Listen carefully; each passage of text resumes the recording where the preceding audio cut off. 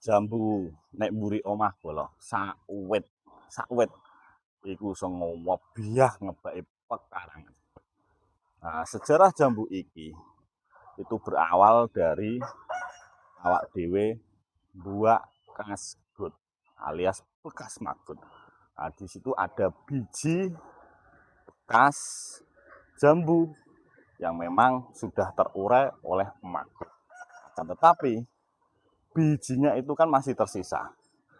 Lah dadine iku jambu kristal.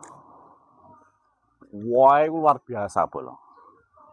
Wohe sak helm-helm lho. Keyedi lho wohe iki. Hmm.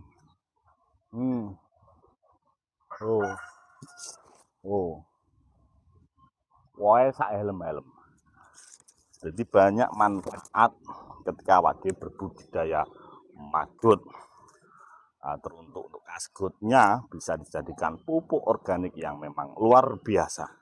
Nah, di sisi lain, ketika kasgut di situ terdapat biji-bijian, termasuk jambu yang saya miliki nek mburi omah iki. Nah, iku nek gelem tukul hasilnya luar biasa. Wohe sak helm-helm bolo.